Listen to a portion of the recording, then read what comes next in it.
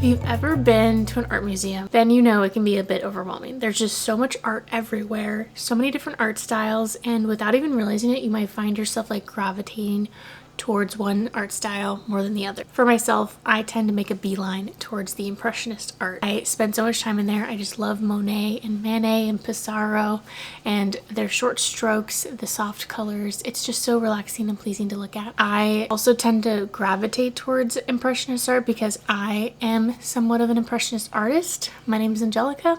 I've been making art ever since I was a child, and even now I make several pieces a month just as like a hobby. And I also love art museums. Every time I go to a new city, I seek out their art museum, whether it's their namesake one or one that they're famous for, and spend several hours in there just roaming the halls, getting lost, and seeing some cool art. And this is what gave me the idea to immerse myself in all the different art styles and get out of my Impressionist bubble. With this series, my goal is to learn about more history about art. I also want to just branch out of my comfort zone as an artist and try different mediums that I haven't tried before. With every art style, I'm going to be making an original piece that is representative of that art style. Doing the research, learning the history, getting the mediums, and making something together. This video is going to show the entire process from learning about the history to me making the art to the final piece. You're going to get everything all in one. I hope you join me on this series. I'm super excited to delve into this.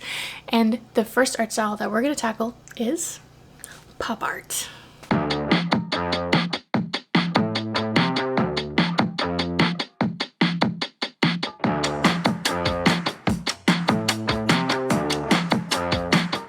Popular art, or as we know it, pop art, was coined by English scholars Leslie Fielder and Rainer Bonham. The term represented art which reflected current events and mass culture.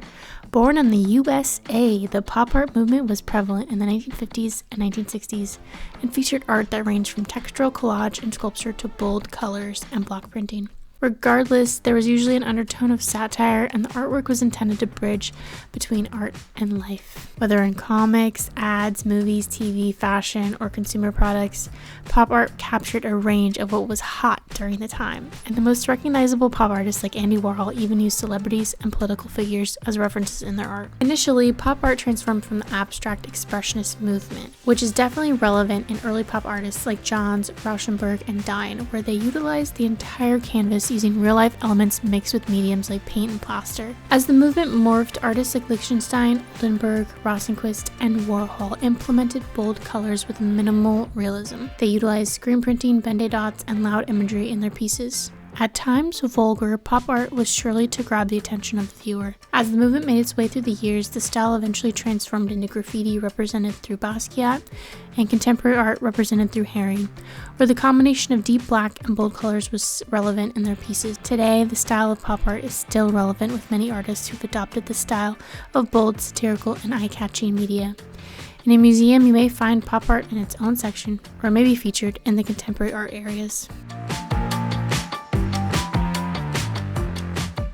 So even though I learned about like Hamilton, Johns, Rauschenberg, Dine, I had no idea who they were before researching and didn't know like pop art encompassed that whole side of it, I think I'm gonna still stick to creating something that's kind of reminiscent of Lichtenstein and Warhol. I'm just really intrigued how I can mimic their process of silk screening and lino cutting, but with like home access materials. I did do some sketching. Let me show you what I'm thinking of doing. I have these 4 mini canvases, and something that definitely Andy Warhol does is create like repetition with art where it's one isolated image in multiples. So I'm planning on doing that. I was thinking of cherries. He has like a banana art that he does. So I'm thinking of doing a like cherry of some sort and wanting to like carve out it from like maybe a rubber stamp and print it, and then from there using paint and possibly collage to create the canvas media. Yeah, and seeing the collage and seeing some of the artists' work, I think that would be cool to implement like on the background of the art, and then have the center be the cherries. And I also kind of want to incorporate Lichtenstein's Ben Day dots that he uses in it as well. So it's kind of like a morph between all of the artists. I do need to go pick up some supplies though, because I don't have anything for block printing, and I have plenty of paint and pens and whatnot, but yeah, definitely need to pick up some things. I'm at Michael's. I'm gonna try to see if they have some like rubber stamp supplies, and get like the rubber piece and then like the carving tools. I already have tracing paper, I already have paper and the canvases at home. I'm also gonna look at their acrylic ink. I feel like ink kind of might be a cool way to approach this. And also maybe check out the Posca markers. I have a couple Posca markers, but I want to achieve those like dots, you know?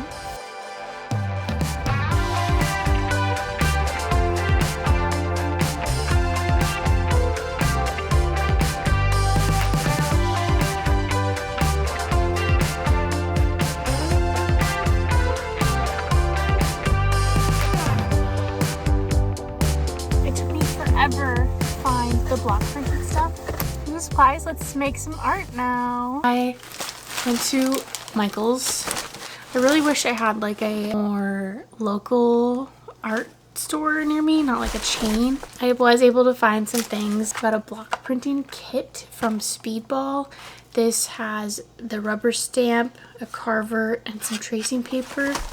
I got an extra rubber stamp, a roller, some paint pens. I got just 2 extra stuff. I just got these other stamps because I thought they were cute. Maybe I'll use this as like a paint acrylic brush that's in like a pen form, so really cool. And then I also got this. This is from Golden. It's their high flow acrylics in, wow, Winna Cerdone Red. Super liquidy, but I didn't get any other paints because like I said, I have plenty of paint to use for this. I'm gonna get my workspace set up and we can start creating something. Now for my favorite segment, the podcast, where I get to talk to you while I do my art process. So I'm just unboxing everything from Speedball and the carving tools, and decided to watch a couple videos on just like Warhol's process, how to block print. So I'm educating myself before I dive in. I started with just cutting out tracing paper with the size of the canvas and drawing the cherry illustration with pencil. And if you flip it over and put it on the rubber stamp with some pressure, it will transfer the lead from the pencil onto the rubber stamp and give you an impression of where to carve. So I then began carving all the negative areas. My carving kit came with 2 sizes, and just carved the negative areas that I did not want to be stamped on. And it turned out really great. I was kind of hard at first, but you get the hang of it. And then I decided to try out the stamp first in my sketchbook before going in on the canvases.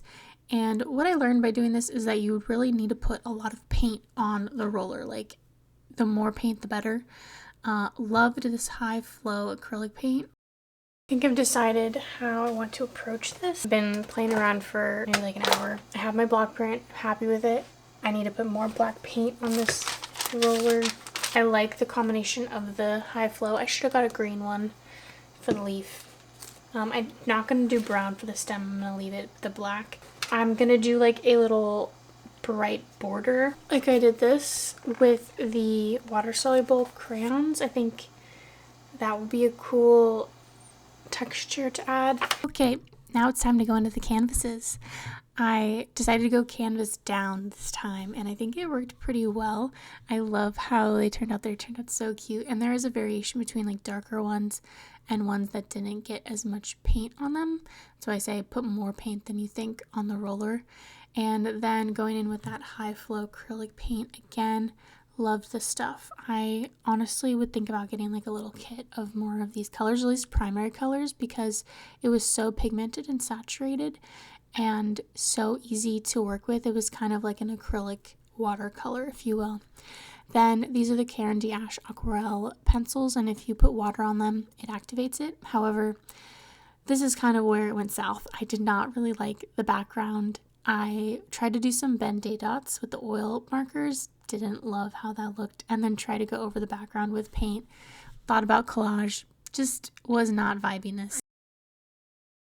I finished my art piece I was working on last night. I was looking at it and I was just like, I don't like this. I don't like how it looks. For some reason it's giving like amateurness to me, and I don't know. I mean, there's some that I like more separately. Like I like the blue one a lot.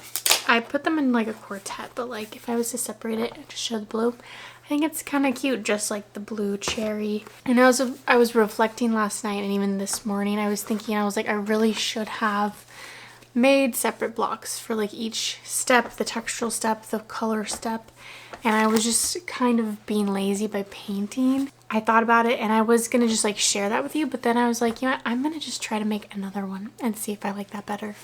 So I did. I just did that. I just finished right now and I love how it turned out. So I have the same cherry block that I carved.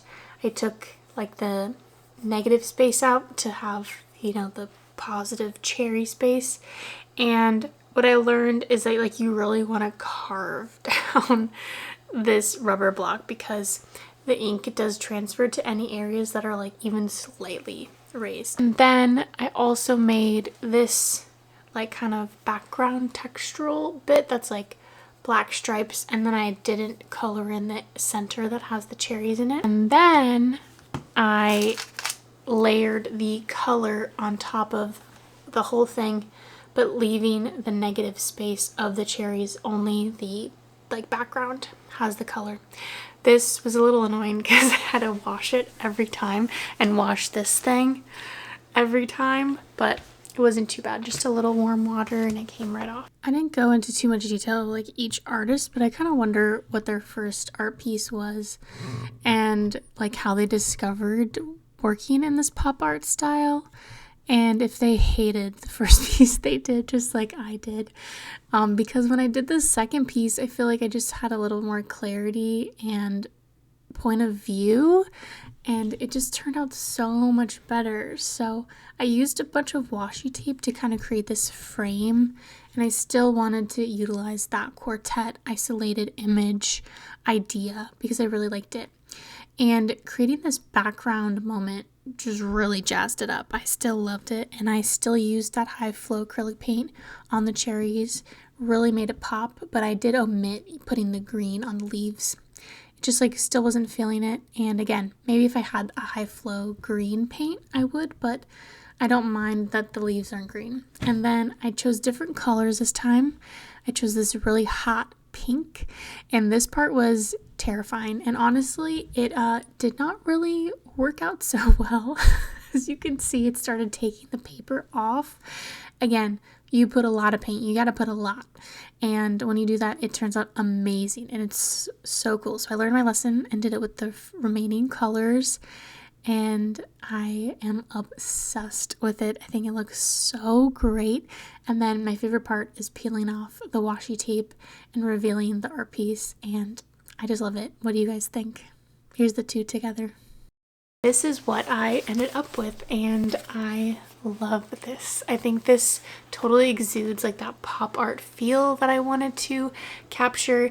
It gives me the feeling of both like Andy Warhol and Lichtenstein, which is kind of where I was getting the inspo for. Like the lines very much give like that bam Warhol's like repetitive isolated image. I also chose not to color in the leaves this time versus this time, and I think I like that the red just like stands out and is like that pop focal point instead.